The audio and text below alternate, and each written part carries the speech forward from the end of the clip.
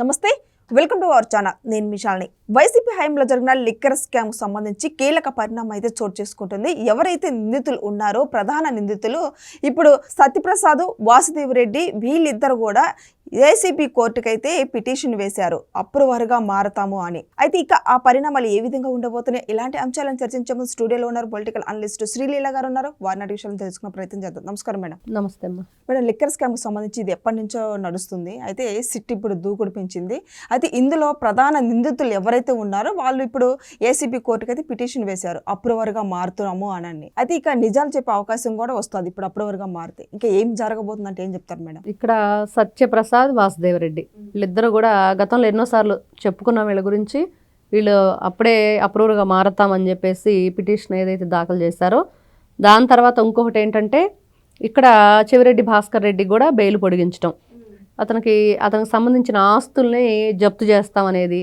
ఇంకొకటి మొన్న default bail ఇచ్చిన కొంతమంది ఎవరైతే ఈ ధనుంజయ రెడ్డి, కృష్ణమోహన్ రెడ్డి, బాలాజీ గోవిందప్పలు ఉన్నారో వాళ్ళను కూడా ఆ బెయిల్ మరి క్యాన్సిల్ చేసేసి మళ్ళీ తిరిగి స్టేషన్కి పిలిపించడం.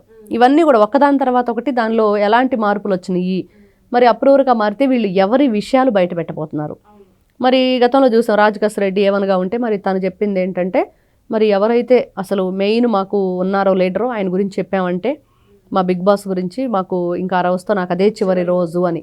మరి అదే సమాధానం చెప్తారా వీళ్ళు కూడా? మరి అప్రూవర్గా మారుతున్నామంటే ఏ కొత్త అంశాలు రాబోతున్నాయి? మద్యం కుంభకోణం అనగానే అందరికి కూడా ఇప్పుడు ఈ బ్యావరేజెస్ కానీ, డిస్టిలరీస్ కానీ, డొల్ల కంపెనీలు కానీ మరి ఇలాంటివి ఎన్నో సందర్భాలు ఎన్నో రకాలు చెప్పుకున్నాం. వీళ్ళంతా డబ్బుల్ని ఏ విధంగా మరి తీసుకున్నారు, ఎక్కడెక్కడికి ముడుపులు చేరవేశారు, ఇవన్నీ కూడా చెప్పుకున్నాం. ఇన్ని విధాలుగా చేసిన వీళ్ళు మరి ఇంకా ఆ తప్పించుకోకుండా తిరుగుతున్న వాళ్ళు ఎవరు, తప్పించుకోకుండా వీళ్ళు కొంతమంది దొరికిన వాళ్ళు ఎవరు, ఇన్ని రకాలుగా ఉంటే ఈ సత్యప్రసాద్, వాసుదేవరెడ్డి ఎవరి గురించి చెప్పబోతున్నారు అనేది పెద్ద.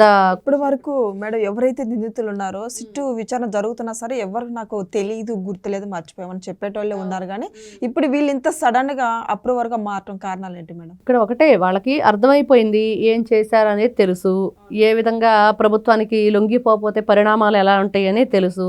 ఈ రోజున ఏవనగా ఉన్న రాజకేశ్వర రెడ్డి దగ్గర నుండి ఇంకా దాంట్లో చాలా మంది కూడా మరి 13 మంది వరకు అరెస్ట్ అయ్యారు. ఆ తర్వాత ఇంకా దాంట్లో 50 వరకు ఏమో నిందితులు ఉన్నారు.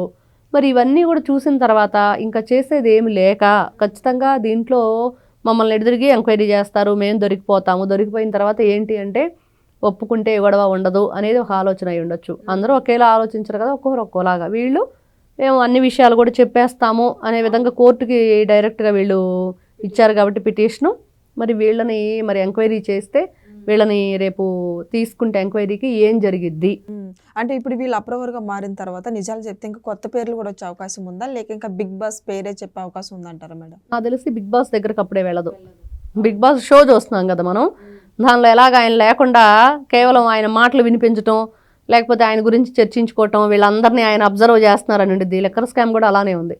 వాళ్ళు బిగ్ బాస్కి అన్నీ తెలిసిపోతూ ఉంటాయి అనమాట వీళ్ళు ఏం చేస్తున్నారు అనేది. కాబట్టి వీళ్ళు ఎప్పటికప్పుడే అప్రమత్తంగా బాస్ హోమ్లో ఎలా ఉంటారో వీళ్ళు కూడా అదే పరిస్థితి. లిక్కర్ స్కామ్ అనే హోమ్లో ఉన్న వాళ్ళందరి పరిస్థితి ఇది కూడా ఒక బిగ్ బాస్ షోలానే ఉంది. చూస్తుంటే అలానే ఉంది. ఎవరిని ఎలిమినేట్ ఎప్పుడు చేస్తారో కూడా తెలియని పరిస్థితి. అక్కడ ఎలిమినేట్ చేస్తేనేమో బయటికి వెళ్ళిపోతారు, ఇక్కడ చేస్తే పైలోకాలకు పోతారు. అదే తేడా. మరి అలానే ఉంది. రాజకేశ్వర రెడ్డి అదే కదా చెప్పాడు, మేము అదే చివరి రోజు అంటే అంతే ఎలిమినేట్ చేసేస్తారని. కాబట్టి ఇవంతా కూడా అసలు బిగ్ బాస్ దగ్గరికి ఎప్పుడు వెళ్ళిద్ది అంటే ఇంకా ఎంతమంది ఉన్నారు ఈ జర్నీలో, ఇంకా ఎంతమంది పేర్లు రావాలి, ఎక్కడెక్కడ ఏ విధంగా. మొన్న ఏదైతే ఒక వ్యక్తి వచ్చాడు అతనే మెయిన్ ఈ డొల్ల కంపెనీలు సృష్టించాడు అనేది. మరి ఇట్లా కొంతమంది ఉంటారు ఏ విధంగా. మొన్నటి వరకు చూసాం ఇంకొక మద్యం కుంభకోణం చేసాం, అక్రమ కల్తీ మద్యం, జోగి రమేష్, ఇట్లా రకరకాల వ్యక్తులు. దీంట్లో జోగి రమేష్ దానిలో వీళ్ళకి Africa to Andhra to Goa ఏదో ఉందని చెప్పి విన్నప్పుడు కాకాని గోవర్ధన్ రెడ్డి కూడా గతంలో మరి ఆయన కూడా చాలా గోవా నుంచి ముందెప్పించాడు అనేది కూడా విన్నాం. మరి అప్పుడు వీళ్ళందరి పేర్లు ఇంకా ఎంతోమంది పేర్లు రావాల్సి ఉన్నాయి. ఈ రోజున ఆంధ్ర రాష్ట్ర ప్రజలు 2019 నుంచి 24 మధ్య అసలు జగన్మోహన్ రెడ్డి గారు అధికారంలో రాబోయే ముందు మద్యం అనేది లేకుండా చేస్తాను అన్నాడు. అసలు మద్యం అనేది లేకుండా చేయటం ఏంటి అనేది ఎవరికి ఆలోచన తట్ల. నిజంగానే జగన్మోహన్ రెడ్డి ప్రజల ఆరోగ్యం గురించి మాట్లాడుతున్నాడు, ఇంకేముంది అనే భ్రమలో కొంతమంది ఉండిపోయారు. నిజంగా అది భ్రమగానే ఉంచేశాడు ఆయన. ఎందుకంటే అతను మద్యం అనేది లేకుండా చేశాడా, అసలు మనుషుల్ని లేకుండా చేశాడంటే ఆ మద్యం తాగిన మనుషుల్ని లేకుండా చేశాడు, అంతే కదా.